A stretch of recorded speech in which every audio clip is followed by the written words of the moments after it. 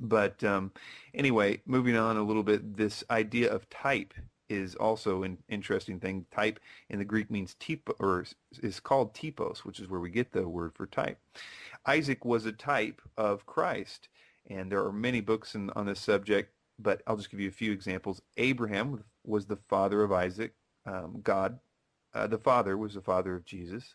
Isaac was the only son of Abraham.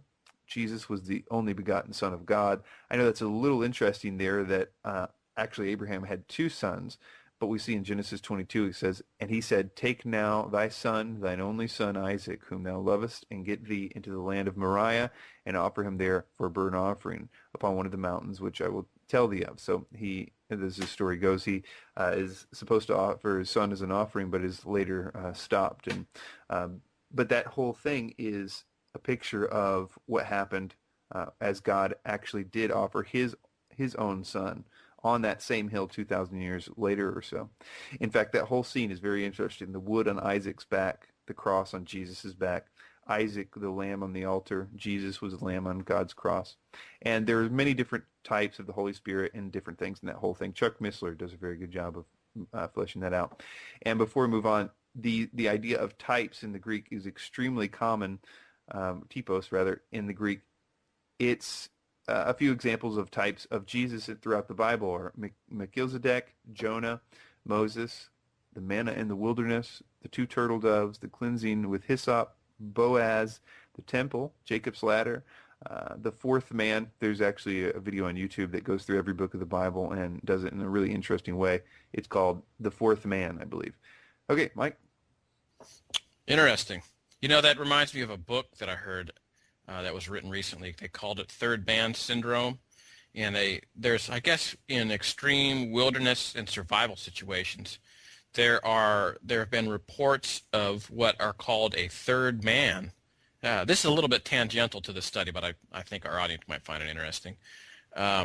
Where, you know, somebody, say, has to carry like 200-pound, you know, packs and a wounded individual 50 miles to the nearest road. And they're doing this in the middle of the night, and they decide to leave one pack, and they're so exhausted, you know, they're trying, and you know, they're all this stuff, and then it sounds like just off in the distance there's somebody following them, you know, throughout the night. So he gets freaked out and tries to continue on and on and on and on. And what ends up happening is they find in the morning footprints and that backpack dragged, you know, to within 100 or so yards of where they are now sitting on the road. I guess there are stories like this all over the place, you know, and the point of the book, quite rightly, was probably to attribute that to some divine intervention. It's really interesting, actually. You can ask people who have been in car accidents and stuff like that. A lot of people have this idea of an angel. You know, they say, well, it was an angel that, you know, pulled me in or out of this stuff, or something grabbed the steering wheel. That's a big digression, but sorry. No, that's good. Yeah, Galatians chapter 4, verse 25. Now Hagar is Mount Sinai in Arabia. She corresponds to the present Jerusalem, for she is in slavery with her children. Now, this allegory takes an interesting turn now. In the last verse, Paul has tied Hagar to Mount Sinai and has shown that the covenant of Mount Sinai was of slavery. Here he goes even further and mentions that the present Jerusalem is in slavery with her children.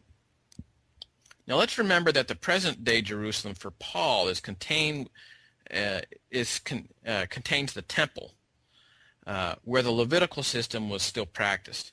For Paul, the law is still present-day Jerusalem. For Paul, the law is this present-day Jerusalem. The Pharisaical system is the Mount Sinai covenant, and the Pharisees and all those who seem to think that doing well makes them holy. And now they are the slave children here in this allegory. Paul, as you may recall, was a Pharisee. He even calls himself the Pharisee of Pharisees in another letter. Now this is interesting because one of the themes we've mentioned is when you get saved, you change your heart so radically you are reconciled to the Father. But in Paul's case, And in the case of many Orthodox Jews who come to Jesus, your traditions begin to change. You are free to drop the slavery of lighting Shabbat candles, of not doing all sorts of things on the Sabbaths. You're free to not have to ride the weird elevators that stop at every floor. It's an Orthodox elevator. They stop at every floor, going up and down floors. For Aboriginal people, they can drop all the evil stuff and even drop the vendettas that stretch back for generations and generations. But if you still insist on staying in the earthly covenant of making yourself good before God, you then still correspond to the present-day Jerusalem, for as Paul says here, for she is in slavery with her children. Chris? Yeah, that's interesting. I got to think about that. Like, the elevators there, they would do that on the Sabbath because they would consider it work to be pushing one of the buttons or whatever. Yeah, they even have Orthodox elevators or Orthodox wheelchairs, electric wheelchairs that don't close the circuit. So you have to charge it up a day in advance, and the battery runs, which is exactly the opposite of how the normal wheelchair works. So it's like an ultra-Orthodox electric wheelchairs. It's really amazing. Can you imagine that being like your defense in front of God? Like, well, I had the Orthodox wheelchair, man. And I had the Orthodox wheelchair, and I had the Orthodox stove. They have stoves where they say they say lighting a fire is work. So what it does is it has a powerful pilot light that stays on, and so it just sort of like basically one burner on the stove stays on like ultra low. So you're just turning it up and down, and that's not work. Well, interesting. Fire is mentioned as far as don't make a fire. Pretty sure. Yeah, no, I mean, but yeah, I know. Anyway, trying to make an end run around God's. God says this, and so I can try and find a way around it. Loopholes. That's what it's all about. Okay, so he's comparing Mount Sinai to Hagar. One covenant here, this Mount Sinai covenant, is obviously because Moses received the law in Exodus 19 and 20 there. This covenant, as he says, gives birth to bondage, since it is all about what we must do for God to be accepted by him. It doesn't set us free.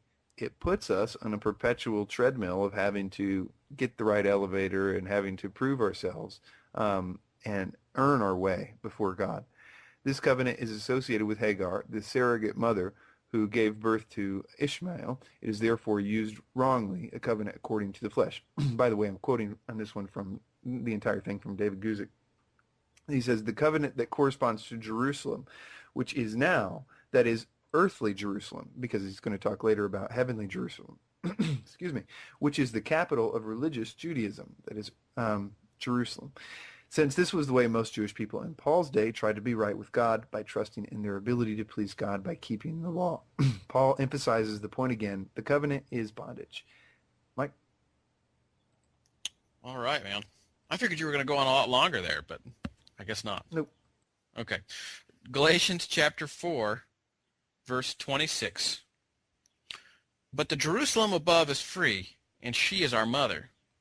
Now, the Jerusalem above obviously is free. This is the heavenly Jerusalem. When you get into what Paul is saying here and how it coheres with what was written in Isaiah, Revelation, and other places, it's really fascinating. The whole point of the letter to the Galatians and this allegorical model specifically is that trying to get right with God by your own works is only going to end in disaster. But by living under what God has reached down and done, that is, the death and the resurrection of Jesus Christ, we present ourselves as a living sacrifice to the Most High God. That this is the only way we can be reconciled to the Father that's the central message to Christianity. This is reflected in the language of what happens in Revelation 21, where God brings down his city to dwell with man. Revelations 21, 2, 3, 4. And I saw the holy city, New Jerusalem, coming down out of heaven from God, prepared as a bride adorned for her husband. And I heard a loud voice from the throne saying, Behold, the dwelling place of God is with man, and he will dwell with them, and they will be his people, and God himself will be with them as their God. He will wipe away every tear from their eyes, and death shall be no more. Neither shall there be mourning, nor crying, nor pain any more, for the former things have passed away. It's one of the coolest things in the Bible. So we see here that the whole point really is what God is doing. That's where we need to be focused on as believers. Not something that makes us holy, not wearing nice suits or jumping all over brothers who stumble and who've rightly repented. And it's definitely not about spending millions of dollars on the front door of your church. That's actually a huge pet peeve of mine, to be honest. Isaiah said it well in Isaiah 54:17. No weapon that is formed against me shall prosper, or against thee shall prosper, and every tongue that shall rise against thee in judgment shall thou condemn. This is the heritage of the servants of the Lord, and their righteousness is of me, saith the Lord. Son of Abraham. Jesus was the only begotten Son of God. I know that's a little interesting there that actually Abraham had two sons, but we see in Genesis 22 it says, And he said, Take now thy son, thine only son Isaac, whom thou lovest, and get thee into the land of Moriah, and offer him there for a burnt offering upon one of the mountains which I will tell thee of. So he, as the story goes, he is supposed to offer his son as an offering, but is later. Anyway, moving on a little bit, this idea of type is also an interesting thing. Type in the Greek means typo, or is called typos, which is where we get the word for type. Isaac was a type of Christ, and there are many books on this subject, but I'll just give you a few examples. Abraham was the father of Isaac. God, the father, was the father of Jesus. Isaac was the only son stopped, and but that whole thing is a picture of what happened as God actually did offer his own son on that same hill 2,000 years later or so. In fact,